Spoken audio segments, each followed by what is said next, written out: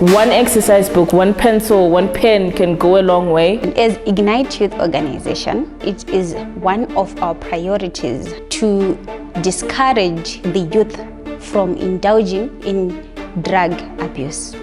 My name is Miss Msakanda, the TIC of Zimbiru Primary School. I want to thank the Ignite Youth team which came to Zimbiru, led by Miss Madzima. My name is Tadzi Madzima and I'm the founder and executive director at Ignite Youth Organization. Ignite Youth Organization provides career guidance services to young people all over the country in Zimbabwe. We have a unique focus of purpose and leaving behind a legacy when we're doing our career guidance, because we are trying to help young people to think beyond having an 8-to-5 job. In our provision of career guidance and counseling services, we don't just provide career guidance in isolation from other services. We also provide career guidance with mental health services, extracurricular services, leadership development services, because we know that in order to develop young people to be holistic, we have to have a holistic approach to youth development. My name is Tadzi Madzima. Nasindafara nepihwa mabhuku, mapencil, mapen ekunyoresa, mabhuku ekunyorera, matextbook ekuerenga, nechikafu nezvinhu zvawatowedzerera pamusoro. It has been an experience working at Ignite because I wasn't really familiar with the NGO industry, and I got to learn a lot about being a hands-on person in society, really, and discovering what purpose is, seeing as Ignite is really purpose-driven. Even though I'm only an intern there, I also get to take part in the curriculum and the activities that they do. So it has helped me really discover myself and really hone in my talents. I was inspired to start Ignite Youth Organization based off my own experiences growing up. I grew up in an underserved, I had an underserved background or underprivileged background. I was raised by a single mom, and growing up I didn't have access to career guidance services where I was going, and that in itself meant that I was disadvantaged in terms of opportunities. There was also no access to mental health services at the school which I attended, and that lack of access to those services made me realize that I'm not the only one who was facing that. Many young people across the country were going through it, and it's something that I wanted to tackle and address. When it comes to opportunities at Ignite, we get invited to a lot of events. We went to an event for Falling Walls Lab. I got to meet the ambassador of Germany. I didn't really think I was going to meet such a person, but through Ignite, I got to go to an event like that where I had to learn how to pitch an idea to a panel of investors. Something you don't really wake up in the morning and think, I'm going to experience something like this, or I'm going to learn something like this. Today we're at Zimbiru Primary School, donating books, pencils, pens, and a lot of other stuff that they're going to be using for their school.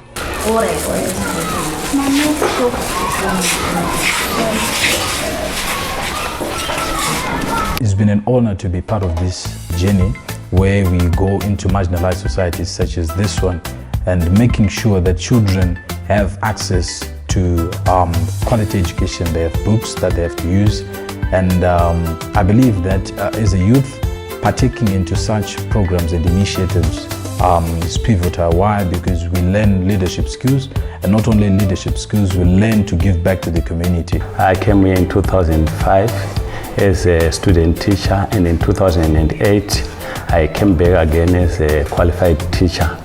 The school, since the time I came, has got a lot of areas that needs attention, but because the community that we live in is comprised of people who are underprivileged, we are not able to meet the demand that we want.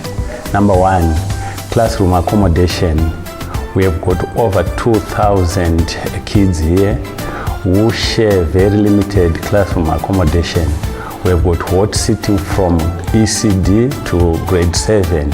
So this, for the teachers, gives them not enough time to do their work.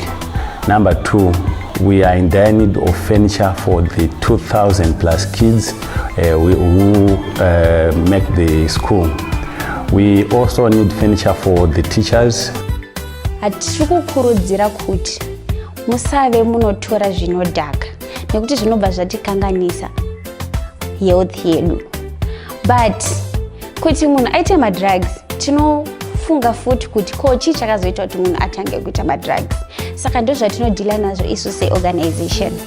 Tinotanga futi kuita background check kuti chakazoita kuti munhu aite zvemadrugs chii. Ndo panopinda inonzi mental health awareness. And then tinobva takuguida kuti ubve from drug abuse kuti uyambuke ubve wazoita chinhu zvine musoro tinoita sei. We should have more impact in Zimbabwe, not only limiting ourselves to primary schools, but also going forth into secondary schools, colleges, and many other institutions, teaching a lot about career counseling, because a lot of people, they are into their careers, but they do not necessarily like what they do. So we teach a lot of kids that they should enjoy what they should choose the path that they want to partake in. So the opportunities that come with Ignite being a career guidance, career counseling focused organization, it has really helped me make a plan around my career and what I want to do, what my purpose is in life, and all around be a good person. We focus on young people that come from low income, underserved, underprivileged backgrounds. Those are the ones that we prioritize. So we look at schools that mostly come from those kinds of communities, underserved communities, because most likely they have never received any career guidance, they've never received any support in terms of mental health services. So we start with those schools first, and then we also support other young people who also might need our services, who come from other backgrounds. But as I mentioned, our priority or main focus is on young people who come from those communities. And how we identify them, sometimes they approach us through hearing about our work, and we sometimes also approach them. We just identify schools that we know are in the outskirts, and we talk to the headmasters or the teachers, and we find out how we can support the school, and that's how we then work with the schools that we identify. We're here at Zimbiru, giving back to a community, just spending a day with kids that are lacking when it comes to resources and, all these things that they need for school. I am here thanking Ignite Youth Organization for what they did today. Today they came to our school and they provided us with stationery, and some of the children were able to express their feelings to them. They gave us books, pens and pencils, as well as covers. I can write works, homeworks, as well as other tests that I'm giving in class. It is important for me to have pens, books, as well as covers for my well-being. To learn that at such a young age, being a youth, to learn all these things will help me out, in the next future to come, because the future is really around the corner. So being one with the community, participating in the community rather, it helps you, it opens your eyes, it makes you see the world in a different lens. It makes you not be a sort of a sheltered person. So I am truly grateful for Ignite, for this opportunity, and obviously many opportunities to come. If you take a look at many of the branches that we have as an organization, we have sports, we have entrepreneurship, we have innovation. So we do consider a lot of that. So there is that nexus between the government policy and what we believe in terms of career guidance. So we do major in that, and we believe that it should not only about education, which goes then into formal employment, but we also believe, because if you check some of the initiatives that we have had before, there's another one where we called Votes JT, who is a popular musician in Zimbabwe. So we believe that there are the kids who would want to be musicians in Zimbabwe. They should be inspired by such popular musicians in Zimbabwe. So we do believe that Education 5.0 is part of our trajectory as an organization, and Education 5.0 should be supported and should be clearly alluded and explained to a lot of other people who might not understand what it's all about. When I grow up, I want to be a professional and a prominent singer.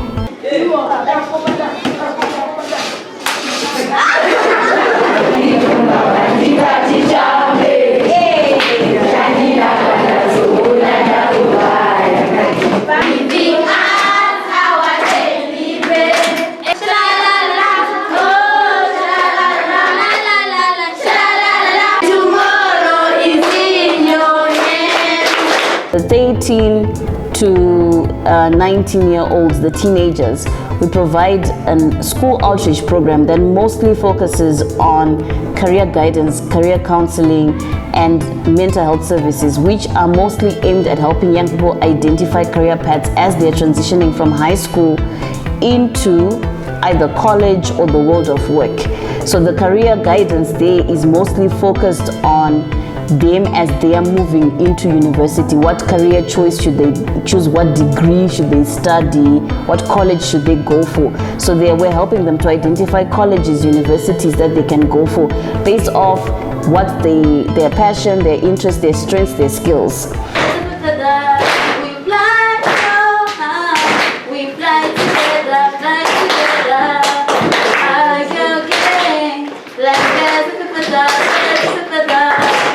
We had a tour around the school.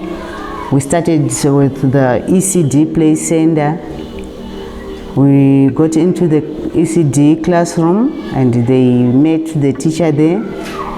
We went to the kitchen or the dining hall and we introduced them to the cooking staff, and the children were, they noticed the children who were being fed there. From there, we visited the shed. There is a shed where some children learn because we don't have enough classrooms.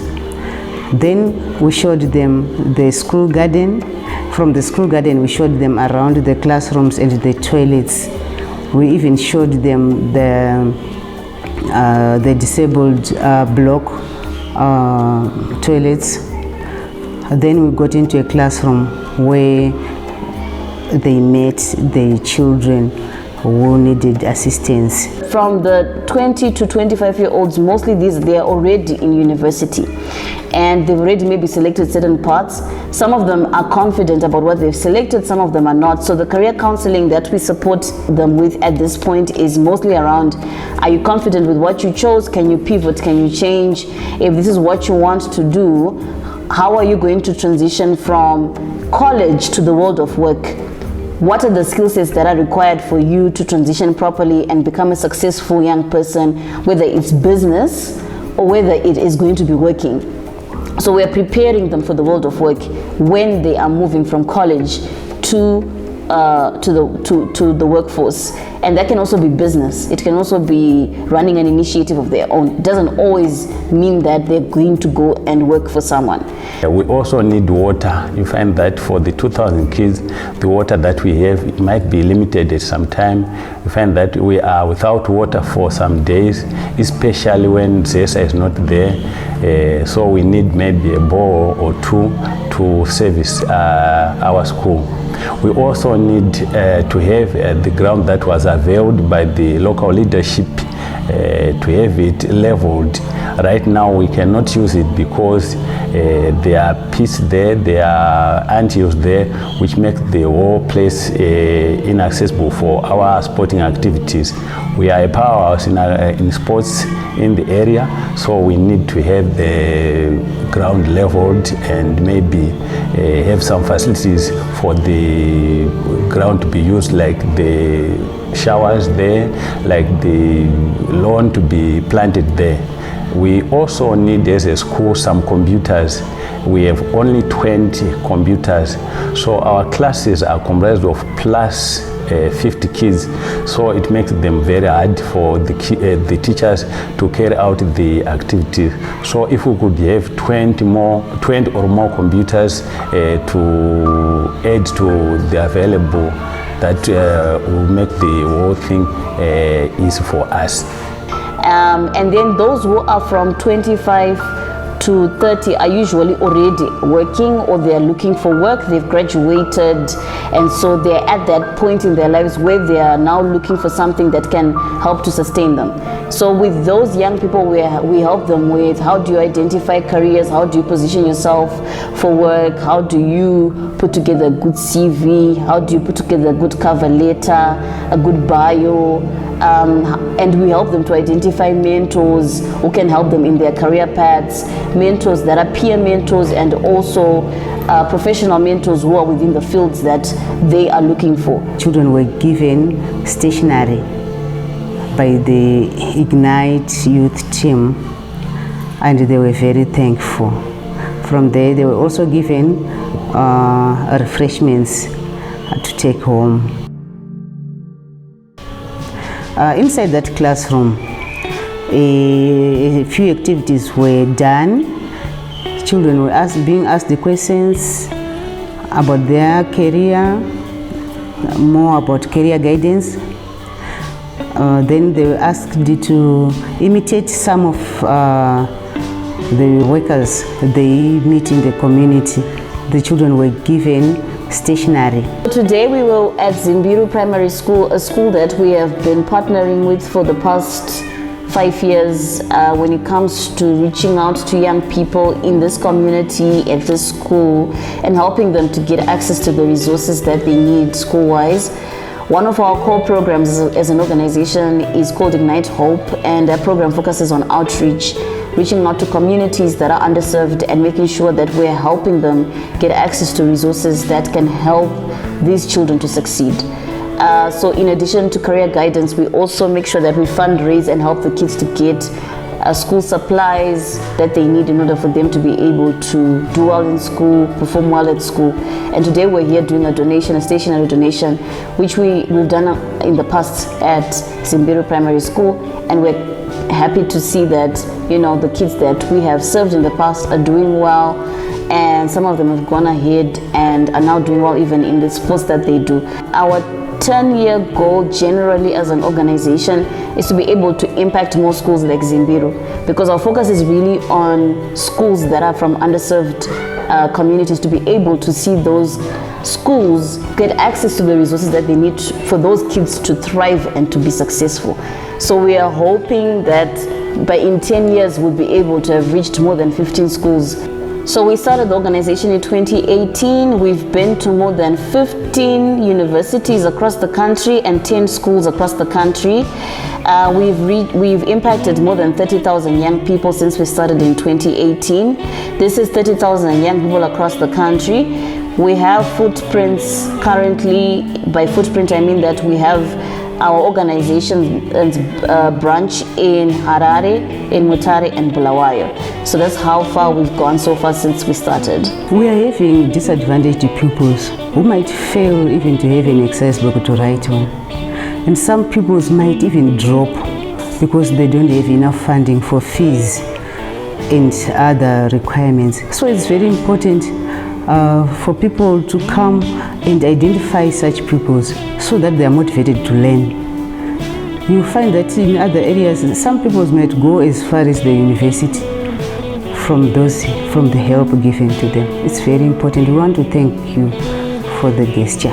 My message to the community leaders is that they should visit schools and identify pupils with need. Not only schools, but they should identify even some children who are not going to school, who need assistance, and assist those pupils to achieve their dreams in life. So we've been working mostly with other organizations in the CSO sector, so that's how we've been partnering with them in terms of resource mobilization.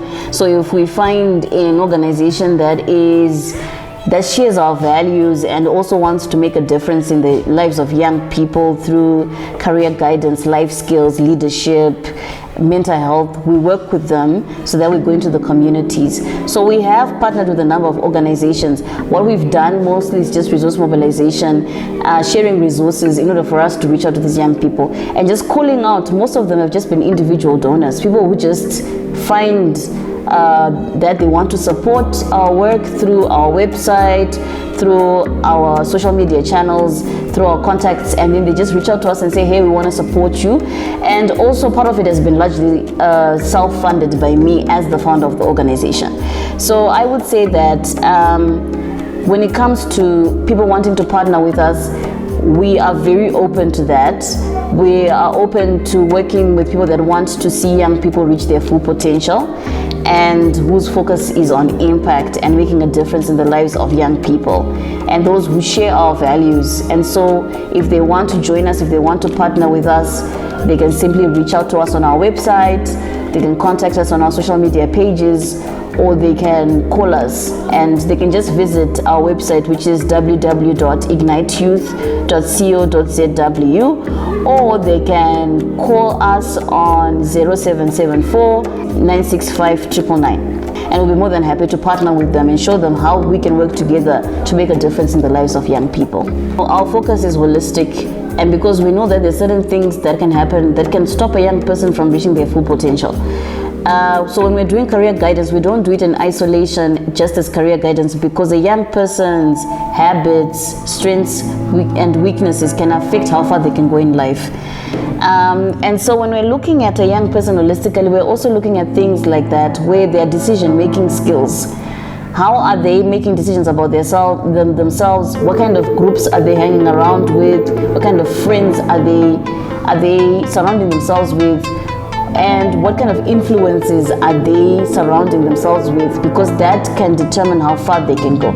So one thing that's unique about our program is that we don't offer it in isolation from everything else. It's holistic in the sense that we're looking at the young person in their entirety, because certain things can affect or stop them from reaching their full potential. Providing career guidance or career counseling in isolation from thinking about all these other things is one thing that we don't want to do. We want to make sure that it is holistic, and we're talking about these things with the young people in our groups, in our schools, in Ignite as a membership.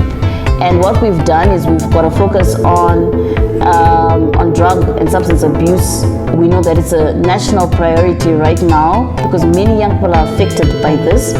So it's part of our work to look at what some of the root causes behind the drug and substance abuse and what's causing young people to find themselves in their predicament. At the same time, we're also working with rehabilitation centers that help us to then help to reintegrate these young people that we find in society who come to us and approach us and they're struggling with substance abuse or drug abuse, and we help them to get therapy because we work with a number of volunteer clinical and licensed psychologists who then work with them and help them to get the mental health therapy that they need, and at the same time to get them reintegrated back into society.